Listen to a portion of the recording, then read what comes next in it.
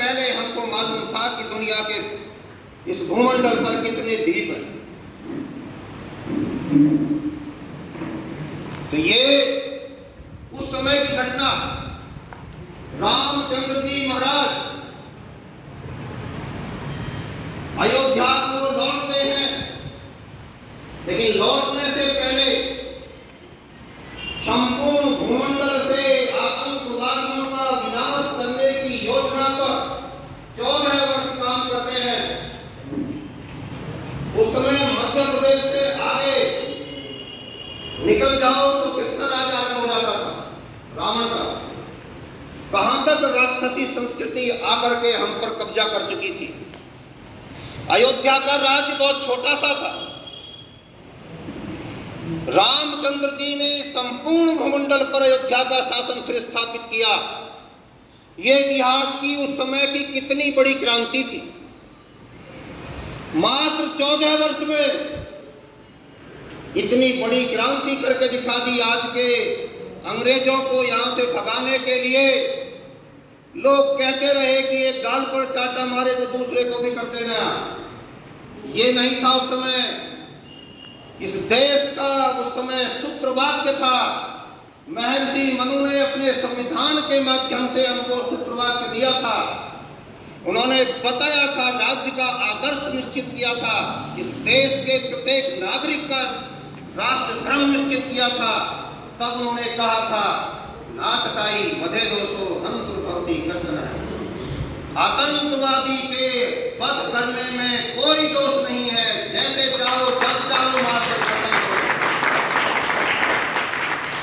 अभी कल परसों आपके पड़ोस में हमारे यशस्वी मुख्यमंत्री जी ने जब दहाड़ करके वहां की असेंबली में कहा था कि आतंकवादियों को मिट्टी में मिला देंगे, अभी झांसी में मिला दिया है। ये होता है जब 56 इंची का 156 इंची बनता है और जाकर के शेर दहाड़ता है आपकी यूएनओ में, तो सारे देश ये कहते हैं कि 193 देशों के हस्ताक्षर इस बात पर होते हैं कि 21 जून को हम योग दिवस के रूप में स्वीकृति प्रदान करें।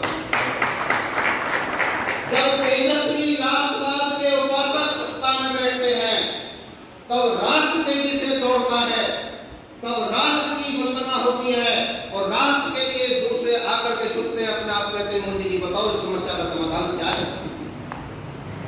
ये बात थी आपके रामचंद्र जी के भीतर। आज उन्हीं के उस अंश को स्वीकार करके शासन आगे बढ़ रहा है।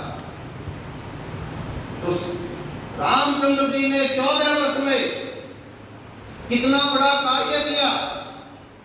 आज के चीन को उस समय रावण के एक वंशज ने, एक पारिवारिक व्यक्ति ने, उस समय के एक परिवार था जैसा आज एक परिवार है, उस परिवार ने वहां पर भी कब्जा किया हुआ था। पाताल लोक अमेरिका को कहते थे, वहां पर भी था। पातालपुरी के नाम से जानते थे उस समय। रूस को उस समय सोम भूमि कहा जाता था, वहां भी उसका राज्य था।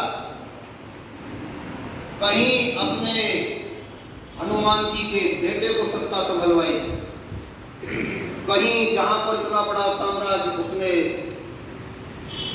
श्रीलंका में कायम कर रखा था, वहां पर उस राक्षस को हटा करके उसी के भाई को सत्ता सौंपी।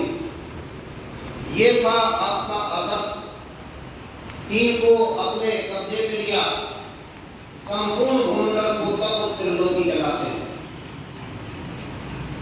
त्रिलोकी के नाथ ने संपूर्ण भूमंडल से आतंकवादियों का विनाश किया।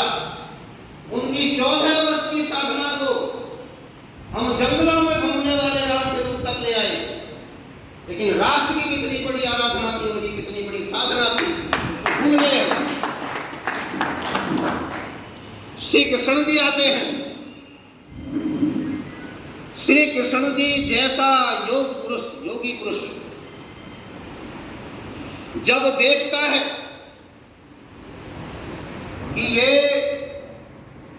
जितनी बड़ी सत्ताएं बैठी हैं दुनिया के इस मंच पर,